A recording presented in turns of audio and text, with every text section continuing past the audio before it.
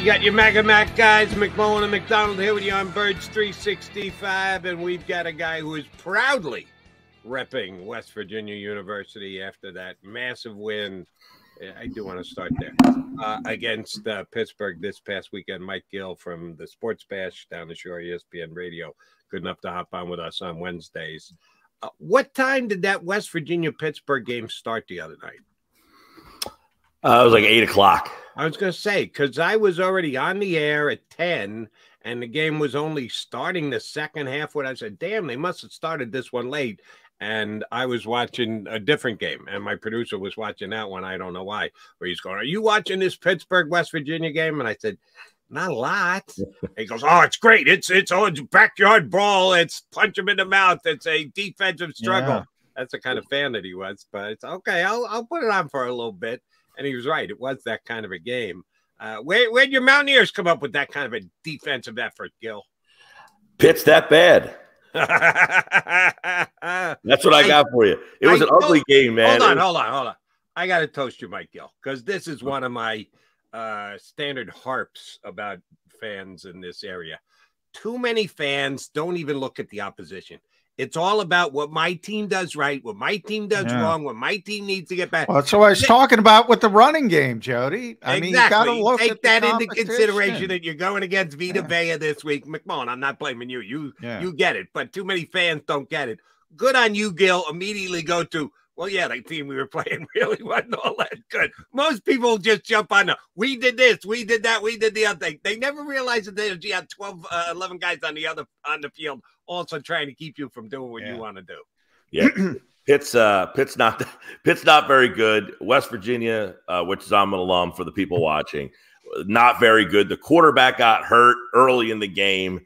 They had to go to the backup, and they eked one out. And I'll tell you what, it kept me up late, but it got me right into that Colorado State game. Who thought they'd be up till 2 o'clock in the morning? I stayed up after 2 o'clock to watch the stupid overtime because I was already up till 2 o'clock. By the way, my biggest problem with the backyard brawl, they didn't play it for like 10 years, right? Well, they changed conferences. Yeah. That's absurd. Yeah. They didn't play that game. Well, West Virginia played Penn State this year and next year for the first time I think since '93 was the last time they played Penn State. So, yeah, the next couple of years, you've got a couple of these old big. What was it called back then? Like it was a little before my college football time. Like the something 8. Yeah, I don't even know. I'm so mixed up with the conferences now. I can't tell you, who's where, when they're moving. But clearly we're going to, super conferences, and I don't know. I like tradition, and they kind of ruin that. When you have Rutgers in the Big Ten, and by the way, when there's 40 teams in the Big Ten, what does the Big Ten mean? It just bothers me. Yeah, and they're not going to rename it to the Big 18 anytime soon, but they probably should. And just quick aside, and we'll get to the Eagle fans, I promise you that. The best conference in college football is you just go SEC, and then boom, you've stopped the conversation. Some Big Ten guys, what are you talking about? Big Ten? No.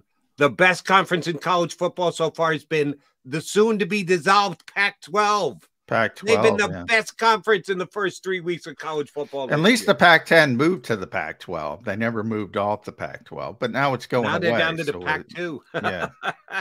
Yeah. So, yeah, but that's college football. And by the way, check out what Lincoln Riley, that goofball. But who, by the way, Howie Roseman loves Lincoln Riley. Loves him. That was his first call when they were looking for a new head coach. You think Nick's bad? He's suspending writers for the most innocuous things.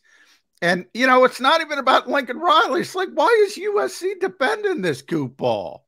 Say, hey, settle down. We're paying you millions of dollars. Settle down. But, boy, anyway. They probably gave him a lot of power to come and just take the job, Johnny. So that's why they're letting him do it. All right, let's put the college football talk aside, although you got 3 college football fans with you right now. Sorry, folks. And get to the Philadelphia Eagles. John didn't give a number, so I'm going to give one instead. and see where you land, Mike Gill. After rushing for 175 yards last week, I'm going to set the over-under number for DeAndre Swift this week at 51.5. That's a pretty big come down from 175 to 51.5. You going under or over DeAndre Swift rushing yards at 51.5? I wouldn't be surprised if it was under, and there's precedence on this. He ran for 144 against the Eagles on opening day last year and never sniffed 100 the rest of the season. His next highest total, off the top of my head, I'm pretty sure was 78 yards, and that was about 15 weeks later. So really? I wouldn't be surprised at all. And look, I don't think you're going to see the Eagles just come out and feature Swift and not play anybody else. I mean, if Gainwell's healthy, I'm imagining he's going to get back into the picture in some capacity. I don't think the Eagles view Swift, even though he had a monster game. Keep in mind, Boston Scott got hurt in the game. He probably would have kept getting some carries, and they would have been rotating those guys. He was at Boston was at 8 yards a clip. So yeah, so I don't think they look at Swift as a guy they're going to turn around and hand it to 20-plus times a game. And if he's only getting 10 to 12 carries, to get 50 yards and 10 to 12 carries, you got to be busting 5 yards a carry. And I'm not sure you're going to get 5 yards a carry against this defense. We go back to context. This defense against the run, stout. Minnesota, not so. Yeah. How stout? To Jody's point, pay attention to the competition. I looked it up in the break. Most games holding opponents to fewer than 100 rushing yards from 2019 to 2022. So large sample size, people. Basically, when Vita showed up, Buccaneers #1. Fewest rushing yards allowed per game, 2019 to 2022. Guess who's #1? Buccaneers, 82.3. #2, by the way, 95.6. Fewest yards allowed per carry, same span, Buccaneers. Pay attention to the opposition.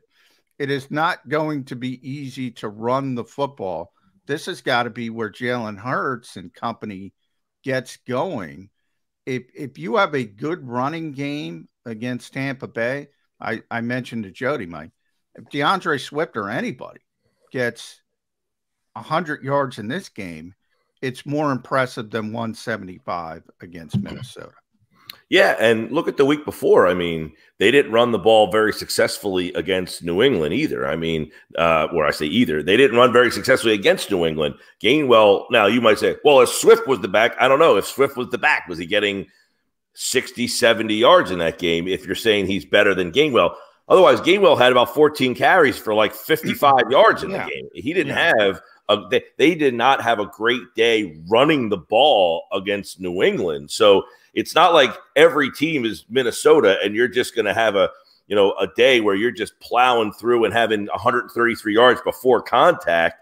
I think this is going to be more of the New England day where you had to kind of grind out yards on the ground and maybe even a stouter test, at least against the run here. I don't know. Todd Bowles, another pretty good defensive coordinator. I don't know how good of a head coach he is, but you'll certainly get a lot of interesting looks from them as well. So this is three. You've talked about this, John, in the early weeks, that the three coordinators out of the gate that they've had to face, you got Belichick and Flores coming from the same cloth. And then, of course, Bowles, very, very talented defensive coordinator as well. So this will be a challenge, no question. And I think, look, Tampa Bay was supposed to be far and away the best team in that division last year. I think it was one of the stories of the year that they just stunk.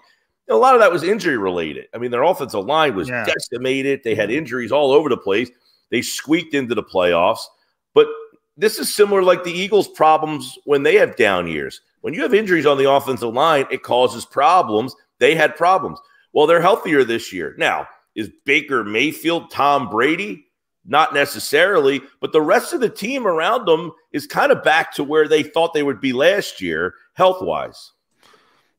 Yeah, I don't like the Tampa running game. We'll see if the Eagles can. Well, they didn't run the ball with Brady either. Not at all. They didn't even try. No, they can't. They can't run the ball. They did have a guy. They did have a guy named Fournette. Lenny, what was Fournette? Playoff Lenny. Playoff Lenny did a pretty good job for them in the postseason. Yeah. So they don't have a playoff Lenny. They don't have a Lenny period this week. So I'll turn it into a question. Are the Bucs going to try and come in and run it against the Eagles? Because that Jordan Davis guy's been pretty good for the Eagles. Do you think Tampa thinks that they can run the ball against Philadelphia? I would think not, Jody. And I would think you're going to see the Eagles get a lot of teams saying, we're going to go after you. If you go put Mario Goodrich in the slot, we're going to go after him. If you got Josh Jobe, now I think Jobe probably not getting the playing time. Hopefully Bradbury's back. But this is where, the safety position, you got some questions there. You've got questions in the slot. If Bradbury's not back, which you would think after concussion he should be. But yeah, I think the teams are going to go after you in the secondary and think that there's plays to be made there. Yeah. I'm with you. Not to mention, by the way, and Tampa doesn't have a great tight end game, but linebacker remains to be seen whether they can hold up in coverage as well. So that safety linebacker spot, you saw Hawkinson had a couple big plays. Not that he didn't have a huge game, a couple touchdowns, but I definitely think teams, Jody, are going to say, we're going to try to go after you in the secondary. Yeah, and Rashad White is the Bucs, and I know Chase Edmonds is banged up. He was part of their running game as well. I don't think either team's going to be able to run. And I mentioned those stats before. By the way, a small sample size, Bucs 54 yards per game so far this season to start the season. Allowing 54 per game? Allowing 54. Yeah, that's pretty damn good. Yeah, they just do not let you run, and it's been that way since basically Vita Vea showed up. But it's not just him. They also have Devin White, Levante David, who are two really athletic linebackers. So they can run. They can limit sort of the Jalen Hurts aspect of the run game because they can chase them better than most teams. This is a game where you got to get the passing game going. You got to get the passing game going. And we haven't seen that yet, Mike. Any concern with the Eagles passing game? We talked about this a lot this week is why are you having to resort? The Eagles can run the ball 48 times. Well, why are you having to do that? Is it because, hey, we could just run the ball? Or is it because they've taken the pass game completely away? Or is it because your pass game isn't where you thought it would be? I think it's more the fact that teams are just saying, you're not going to throw on us right now. We're not going to give you this. We're not going to give you that. And the Eagles are cognizant enough to say, last week they're playing zero in the safety spot. You're going to leave a hole in the middle that big. We're going to blow a hole right up the middle and just run all over the place on you. So if teams are going to clear out the middle of the field like that and just put so much concern on the Eagles outside, you're going to see the Eagles run the ball a lot this year. So I think a lot of it has to do with what the other defenses have been giving you so far. And it seems that New England and Minnesota both said you are not getting the outside against us. Now, the interesting part about that would be if the middle of the field is so wide open, why is the tight end not getting better production? Why are you not getting one-on-one looks there? Why is he not getting into the game? That's something Colin Thompson, who played tight end in the NFL, we talked about that yesterday. He watched what Goddard's doing and why he doesn't like the way they're using him, bubble screens, that kind of stuff. I'm with him. He didn't really like the way. He also said that Dallas has had some opportunities, but the teams have made plays. He hasn't broken some tackles, but mostly doesn't like the way they've used them. But that middle of the field has been open, and they haven't utilized it. But a lot of it is, look, you're going to give us the run, we're going to take it. So I don't think it is a knock against their pass game so much as these defenses haven't really allowed you to do what you want to do in the pass game. So the Eagles are just taking what the other team's giving them. Yeah. Oh, by the way, tell Colin I said thanks, that he should have told me this ahead of time, because last Thursday here on the show, I said the only play you can make on the Eagles game is the over, because I think it's going to end near the number. And sure enough, the Eagles are a 6-point favorite. They won by 6 points. So I said, play the over. Not only did I play it pregame, I played it in-game when it came down a little bit after they took the 7 points off the board. The under-over came down for the half going forward. So I doubled back in again and won. But I needed to come up with a parlay. So I went to Dallas Goedert receiving yards, because I thought they would absolutely try and force him the ball after getting no catches. He gets 6 catches. I should have gone to Dallas receptions instead of passing yards. 22 yards on 6 catches. Yeah. That's almost non-comprehensible for me. 9 targets. So, yes, they got him the ball, but not in great spots. You know, you're throwing tight end bubble screens and stuff like that where there's just not a lot of room for him to kind of roam, and you're facing a defense that's giving you the whole middle of the field, and you're not taking it. So I thought that was something we looked a lot at the way teams are defending the Eagles, and they're basically saying you're not going to throw the ball outside on us, but that means the middle of the field should be open and they're not utilizing it. So I guess that could be questioned, but at the same time, they're noticing the middle of the field's wide open, and they're saying, all right, we'll run the ball and take the chunk yards that you're giving us there. You mentioned Goodrich a little bit, so we'll talk about nickel, and then the larger aspect of the Bucs offense doesn't scare me. Shouldn't scare many people. We talked about the running game already, except for one guy, Mike Evans. Now, in any thought that he wasn't going to play because of his contract situation, well, he's got a touchdown in each of the first 2 games. He had 170-plus yards against Chicago last week. For all the talk about all the great receivers, you rarely hear about Mike Evans, but man, 1, 2, 3, 4, 5, 6, 7, 8, 9 consecutive years over 1,000 yards. This will be number 10, and he's going to get there as long as he stays healthy. Especially with Bradbury, we don't know. We all assume he's going to be back from the concussion, but you have Goodrich, you have Job. Not a lot of experience when Slay and Bradbury aren't out there. How concerned are you that Baker Mayfield might hit a big one to Mike Evans? Yeah, Mayfield's played well, by the way. You talk to the people in Tampa, they're surprised at how he's played. I think it's a big thing, especially if Bradbury doesn't play. One of the things I talked about last week that I thought could be a concern is you got a lot of young players who haven't played with each other, and communication, you know, I think we talked about this last year when the Eagles played Minnesota. You're like, well, Minnesota plays a similar defense to Philly. They just don't communicate very well. And that's why you see so many breakdowns in their secondary. Philadelphia had a lot of guys who played with each other, good communication, don't see the breakdowns. I think you saw it last week. There was a breakdown on the play, Josh Jobe. Yeah. And you're saying, well, who's the safety? I don't even know this guy's name. He didn't play any safety here. I never played next to him.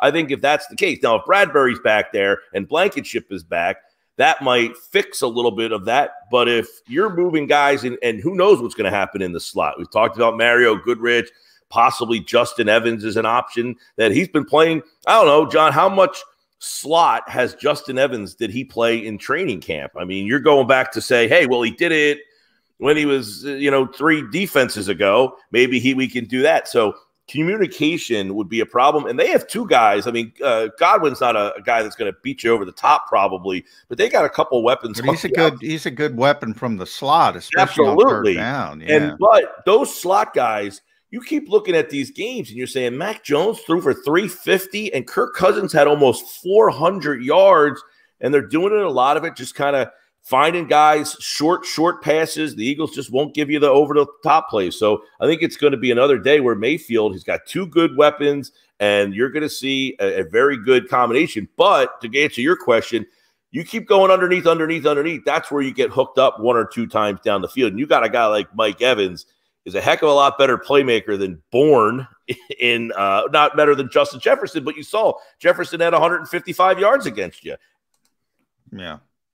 Yeah. Will this be the week that we get Hassan Reddick back? Because he's kind of been a no-show for the first 2 weeks of the season. No, he's got that big club on his hand, and if you don't think that's affecting him, then you're not paying close enough attention. But if you're out there, if you're playing, you're expected to do what you usually do, and Hassan really hasn't been any kind of a factor the first couple weeks.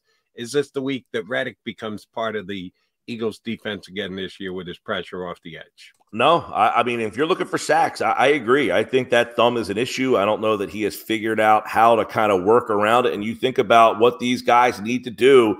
You get that hand placement and a lot that thumb getting up in there and pushing those linemen out of the way. And he's just, struggling with that. I think they used him in coverage a little bit last week too. And yeah, I think they're realizing, okay, we've got to figure out what to do with him and not having him pressure the quarterback and get sacks. That's a big part of what made this defense successful, obviously, last year. I mean, you could make an argument that he was one of the top 3 defensive players in terms of impact in the entire league last year. You're not getting that at all from him right now. Not even close. And no, Jody, to answer your question, I see what you're seeing. I just think he's getting frustrated with that thumb and that hand, and it's going to be, I don't know, half the season that you're going to have to deal with this, possibly even longer. Yeah. Speaking of frustration, Mike, got to bring up A.J. Brown. And when I hear that word, he was obviously frustrated. Nick tried to feign he didn't know what was going on after the game. He finally admitted he called it a 2 out of 10 on his scale. On the Mike Gill scale, what is it? The dust up between Jalen Hurts and A.J. Brown. I would tend to agree with the coach. I don't know. We all have that buddy that we get into arguments with, and at the end of the night, you're like, man, I'm sorry. Earlier on, I was being a jerk. I think we saw one of these dust-ups last year. I don't even remember it, to be honest with you, but I remember Brown complaining at some point during the season, and it was like, well, you're winning. And it's like, yeah, the guy is competitive, and in the heat of the moment, I don't think it carried over. I don't see this carrying over. And I think you have Jalen Hurts, who is the right guy to handle this stuff. And you saw him on the sideline. I got you, man. I think he knows how to deal. Now, real quick then, because I kind of agree with you. I said right away, it's not that big of a deal. Receivers always want the football, blah, blah, blah. To me, it was more revealing the way Nick and AJ handled it after the game. AJ just left. He didn't talk to any of us, which is atypical of him. So he knew he didn't want to deal with it at that particular time. And Nick went that goopy Lincoln Riley route of, I don't know, what are you talking about? Even though everybody on Amazon saw, and locally, Fox 29, we'll give a shout out to Scott Grayson. Locally, everybody got to see it. So everybody knew he was lying. I kind of took it as this team is too tightly wound, man. They know the expectations. They try to play it down. They try to go, it's week to week. It's all about Tampa Bay this week, not looking ahead, yada, yada, yada. I think for the most part, they do a good job with that. But I think they're tightly wound, Mike Gill. Am I overstating that? It's an interesting observation that this team has done nothing essentially but win, right? When Jalen Hurts has been the quarterback, the 2 games they lost was with Minshew. They lost the 1 game with him on Monday night, and then, of course, the Super Bowl. So everything has been success with a lot of fun. The games that they've won have been aesthetically pleasing last year. These 2 games have not been as aesthetically pleasing. And you're right. Maybe that is kind of, hey, why is it not going the way we thought it would go? And when you talk about being wound, these are players, A.J. Brown specifically, who felt like I was a pretty big part of why we were winning last year. And now we're winning and I'm not a big part of it. Does he look at himself and say, am I not as important as I thought I was? Those kind of things. And the teams, somebody, we were talking about this with Dallas, is Dallas always has some of the most talent in the league. They can't handle the success sometimes. They have guys who are just not really well at handling success. And that's something that I think the Eagles now have to try to figure out is we won 14 games and now we're winning again, but we're doing it a little differently. How do we handle that? That I'm not as big a part of why we're winning. And I think that'll be something that we'll see as this season rolls on, if this moment becomes something, because I don't think last year it became something. Why? Well, A.J. Brown had a big game almost every 2 out of 3 weeks. Mike, we talk a lot on this show about the devaluing of positions. Certainly running back has been the case, and the last couple of days, they're just dropping like flies, which is making the owner's argument for this is why you don't play running backs, because as soon as you pay them and you make them a big factor in your offense, boom, they're hurt. So I feel badly for the running backs. And here in Philadelphia, the devaluing of the linebacker position is something we seem to be talking about day after day after day. Let me throw one more on the mix for you. Over under. Games Braden Mann will be the Eagles punter. I'm setting it at 2.5. Are you going over or are you going under? Oh, man. No pun intended. Oh, man. I might take the under on that. He did not punt well with the Jets. What's to say he's going to come out here and all of a sudden start booming? The only problem with this is he the holder? And if he is the holder, I would imagine he is a holder. Are you going to keep changing the holder on your kicker who's having a fantastic year? I mean, I know this sounds ridiculous to consider, but you're going to say it all the time. Yeah, right. You get mad at me. I've said it all the time. Yeah. But, yeah, I mean, you had a guy in Sipos who worked really well with Elliott, you know, who's really carried this team offensively for a couple weeks here right now with these field goals, the distance that he's given. Now you're bringing in a new guy. You're saying after 2 games you're going to get rid of that guy and bring in another guy. Where are you finding this guy? Where are you finding a punter who is more capable than the 2 guys you just let go of 6 weeks into the season? So I would say let me interrupt because you asked me a question. I think you just wanted to continue talking, but I'm going to jump in and answer the question since you asked. Where are you going to find that guy? Anywhere, because they have put more value on protecting that 53-man roster. And God forbid you actually have to waive somebody. They want to do the elevate from the practice squad thing as often as possible. They don't want to have a punter on their 53. They want to have a rotating bunch of guys on their practice squad that they can just elevate for game day 3 times before the rules say you got to stop that. Yep. And I think that's a byproduct of this year having an inordinate amount of talent that they just didn't know what to do. They didn't want to release a guy like Ojomo and put him on the, you know what I'm saying? Like they had guys they just didn't want to release. So they're trying. So I think this is more of a byproduct of that than them completely devaluing that spot because, you know, they've had a run of punters where they've kept these guys for a while. You know, you had Dirk Johnson here. It felt like forever. You had a bunch of guys that had punted here for a while. So I think it's more of the depth of their roster than it is them devaluing that spot. Yeah, but what is it? You know, you bring it, man, maybe this is my bitterness of losing the 53-man roster pool because I didn't project Howie's slavish devotion to the young players with upside. But now that it's clear that they have some injuries, these guys aren't freaking playing because they're not ready to play. So, you know, and then you're in all this conundrum from the practice squad standpoint. And I only got 3 elevations for Sipos, and I only got 3 elevations for Cubby, and I only got 3 elevations now for Braden Mann. And these guys aren't playing. And, you know, they're not Jordan Mailata, where you have this enormous talent that maybe says, well, maybe we'll try to tap into that. Did they get kind of freaked out by Jordan Mailata? And they're like, oh, we can't lose this guy. We can't lose this guy. And then when it comes, and I'm talking about the cornerbacks, you need them, but they're not playing them because they're not ready to play.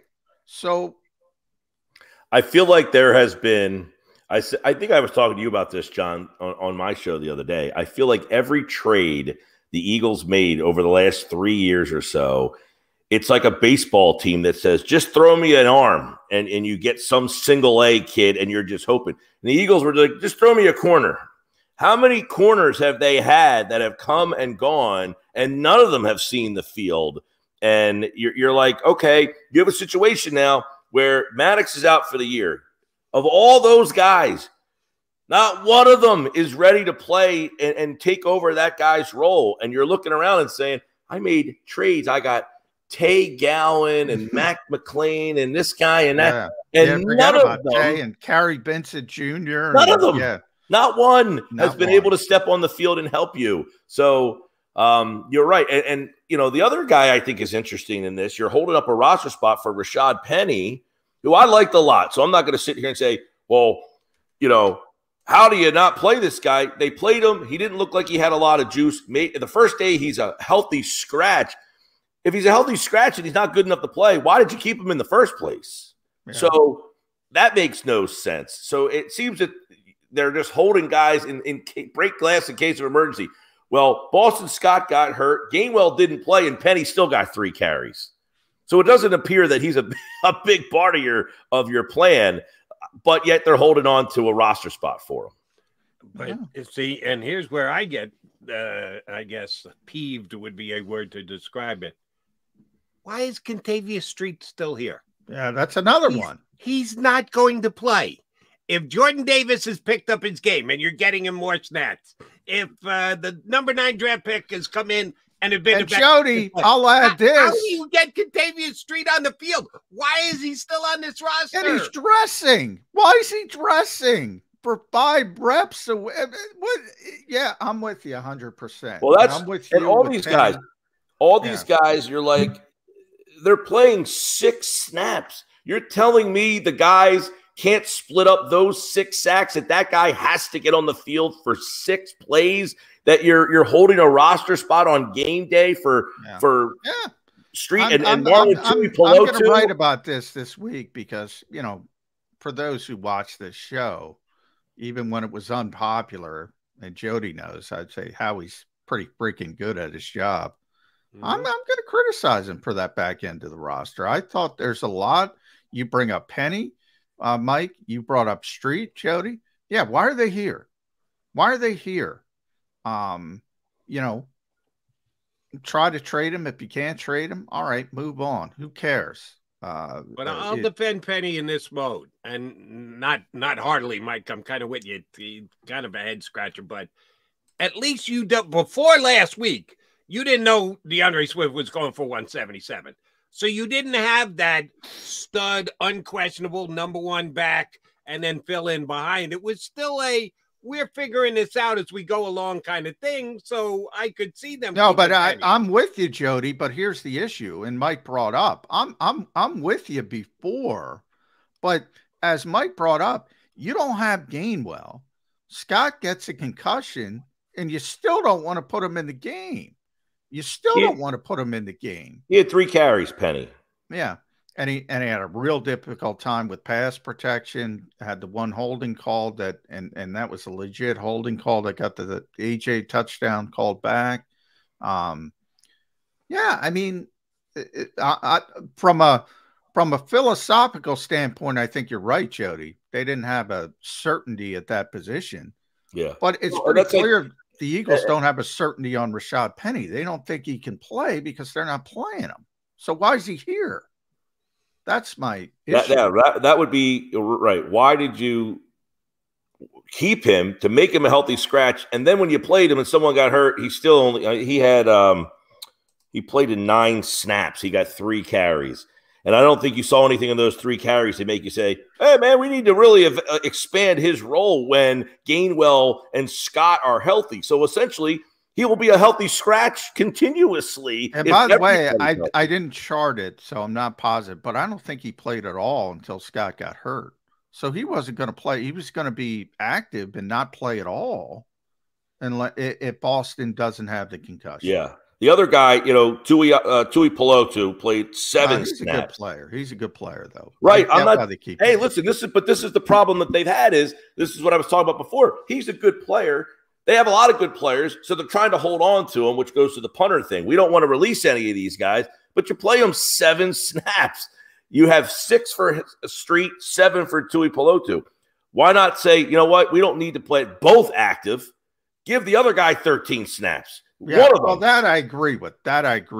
Yep. And plus, Tuipulotu's young. Street isn't. You kind of know what Street is. Street's an NFL player, but you know what he is. And Tui is Jordan Davis's backup as well. God forbid something happens to him. He's got to play nose tackle, shade. So he's an important part of this team. But you're right. Why isn't he getting 13 reps? The young guy who's an important part of the team, give him the extra 6-7 reps. Yeah. That's maybe what I'm not saying Tuipulotu doesn't deserve to play, but I'm saying if he's getting 7 and Street's getting 6, why not just give 13 to Tuipulotu? Don't make Street active on game day. Is it so? Because Milton Williams, he had 23 snaps in the game. Yeah, So, okay, maybe he gets three extra snaps. I'd rather see Milton Williams get 26 snaps than Street get 6. Yeah. All right, Mike, need a crystal ball prediction on the Eagles offense this upcoming week. The fans want to see a little bit more passing. They enjoyed the run it down your throat stuff against that, but Jalen Hurts got him excited being the MVP backup number 2 choice in the NFL, and the passing game has not wowed anybody for the first 2 weeks of the season. And oh, by the way, Tampa is a handful to try and run against. So all signs point to the Eagles throwing it more. Will they throw it as effectively? Will it be more 2022-ish than 2023-ish? What do you think the Eagles' passing attack looks like this week? Well, I would imagine, yes, the passing game is going to have to be more efficient this week because I think Tampa Bay is going to say, you're not running the ball against us. You can't run the ball as successfully, so you're going to have to go to something else. And this will probably be the week, I would imagine, with the extra time. And as we talked about, maybe a little stewing after that game. Extra time. We sure that AJ and Jalen actually talked at any point during the extra time that they had off. We know they're boys, but last time we saw them, they're a little perturbed with each other. Hey, listen. Sure extra time is the answer, Mike Gill. I've had plenty of blow-ups with buddies, and we talked the same day like nothing happened.